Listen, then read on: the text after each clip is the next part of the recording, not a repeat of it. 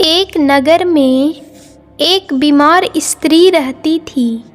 उसकी 3 छोटी छोटी बेटियां थीं। जवानी में ही उसका पति गुजर गया। तीनों छोटी छोटी बच्चियों को पालने का भार बेचारी उस अबला पर आ गया था। तीनों बच्चियों को लेकर वह विधवा जाए तो जाए कहाँ, कुछ काम धाम भी नहीं कर सकती थी। ऊपर से समाज की उल्टी सीधी बातें उसे कुछ नहीं करने देती थी। बेचारी लाचार उस महिला को कोई भी सहारा नहीं था। वह अपने पति को याद करके उन बच्चियों को जैसे तैसे पाल रही थी। पति के गम में वह बीमार पड़ गई। उसे उन बच्चियों की चिंता थी, किस तरीके से उनका पालन पोषण होगा। उन्हीं बातों को सोचकर एक दिन उसकी तबीयत और ज़्यादा बिगड़ गई और उसका अंतिम समय भी निकट आ गया।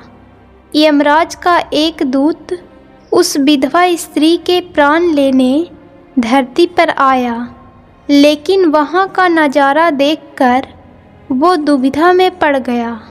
उसने देखा महिला जमीन पर पड़ी हुई है और उसके आगे पीछे कोई भी नहीं है, सिर्फ उनकी 3 बेटियां उसके ऊपर सिर रखकर पड़ी हुई है और रोए जा रही है।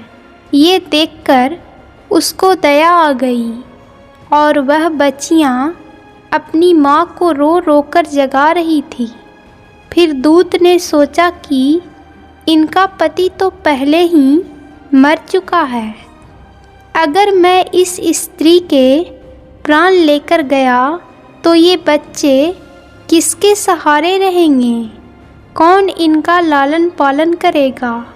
ये सोचकर वह देवदूत उस स्त्री के प्राण बिना लिए ही लौट गया। यमराज कहते हैं, तुम तो उस स्त्री के प्राण लेने गए थे, फिर खाली हाथ कैसे आए हो। तब देवदूत कहता है, हे स्वामी, मेरी गलतियों को क्षमा करना। मैं चाहकर भी उस स्त्री के प्राण नहीं ले पाया। अगर मेरी जगह आप होते तो शायद आप भी खाली हाथ ही लौट आते। मैं उस महिला की बच्चियों का दुख नहीं देख पाया। वो रो रही थी, अपनी माँ को जगा रही थी। उन्हें वहाँ देखने वाला कोई नहीं था। यदि मैं उस महिला को लेकर आता तो उन बच्चियों को कौन देखता, उनका लालन पोषण कौन करता। पृथ्वी लोक के मनुष्य तो इतने स्वार्थी हो गए हैं कि बिना मतलब के तो कोई किसी का सहारा नहीं बनता। यदि कोई मदद करता भी है तो बदले में उम्मीद करता है या फिर उसे अपने एहसान के नीचे जीवन भर दबाकर रखना चाहता है। देवदूत कहता है कि स्वामी, उस महिला को थोड़ा और समय दिया जाए ताकि वो अपनी बच्चियों को पाल पोस कर बड़ा कर सके। देवदूत की बात सुनकर यमराज उसे डांटते हुए कहते हैं, अरे मूर्ख, ईश्वर की बनाई गई सृष्टि में ना कोई एक क्षण घट सकता है। उसकी मर्जी के बिना ना उसे जीवन दे सकते हैं और ना समय से पहले मार सकते हैं। ईश्वर जो करता है सबके साथ अच्छा ही करता है। तुम कौन होते हो विधाता के नियम को बदलने वाले। तुमने उस महिला को ना लाकर ईश्वर के नियमों का उल्लंघन किया है। तुमने बहुत बड़ा अपराध कर दिया है, इसलिए तुम्हें इसका परिणाम भोगना ही पड़ेगा। जिस पृथ्वी के मनुष्य से तुम्हारी ममता है, उस पृथ्वी पर मनुष्य बनकर अपना पाप भोग। देवदूत कहता है कि हे स्वामी, धरती लोक से मेरा उद्धार कब होगा और कैसे होगा।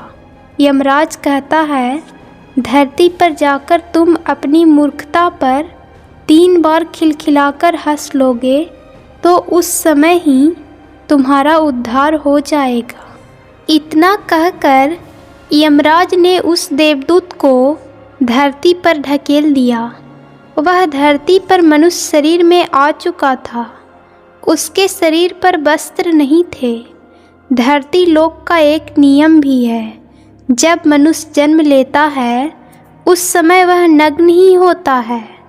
देवदूत ने जन्म तो नहीं लिया और वह निर्वस्त्र ही एक सड़क के किनारे पड़ा हुआ था।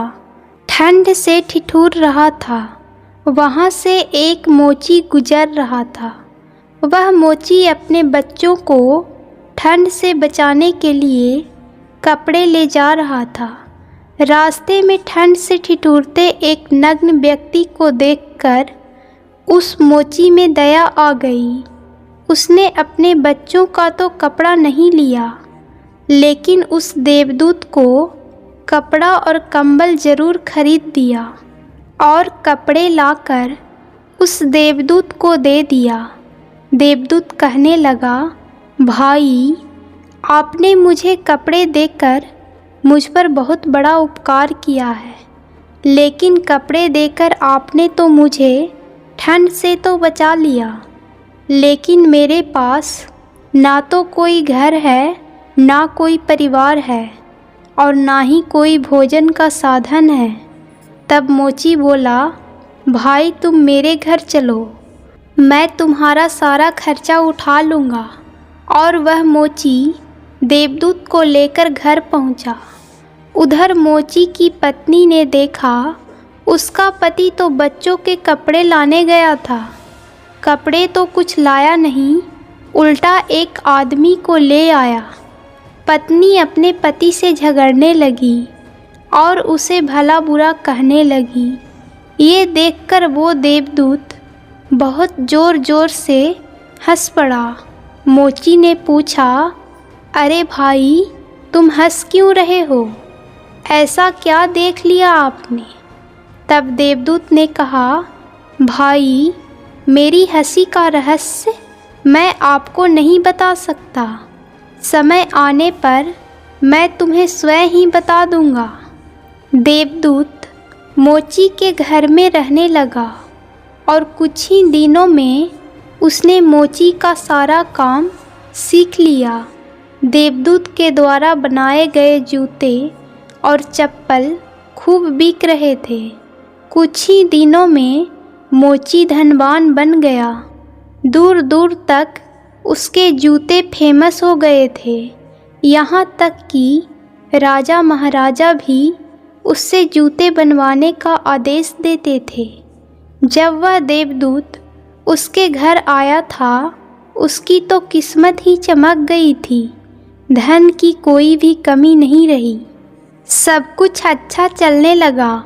एक दिन की बात है, राजा का एक सैनिक चमड़ा लेकर के उस मोची के पास आया और बोला, देखो, हमारे महाराज इसी चमड़े के बने जूते पहनना चाहते हैं। ये चमड़ा बड़ा ही कीमती है। तुम ठीक से इसके एक जोड़ी जूते तैयार कर दो और ये चमड़ा खराब नहीं होना चाहिए। इस बात का विशेष ध्यान रखना कि इस चमड़े से सिर्फ जूते ही बनने चाहिए। भूल से भी इसकी चप्पल मत बना देना। राजा का सैनिक चमड़ा देकर चला गया। उधर मोची ने भी देवदूत को समझाया कि देखो, राजा वाली बात है, इसमें कोई गलती ना करना। चमड़ा भी बहुत कम है, इसलिए चमड़ा खराब नहीं होना चाहिए। जूते की वह कहकर गया है तो जूते ही बनाना। गलती से यदि चप्पल बना दी तो जटिल से जटिल सजा देगा। मोची के इतना समझाने के बाद भी देवदूत ने चमड़े की चप्पल ही बनाई। चप्पल देखकर मोची की सांसें फूल गई।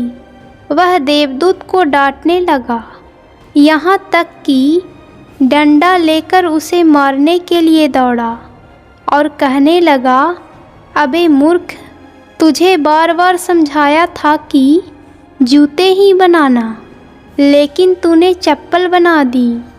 अब राजा हमें नहीं छोड़ेंगे, तू भी मरेगा और साथ में मैं भी मारा जाऊंगा। वो हमारे पूरे घर को फांसी लगवा देगा।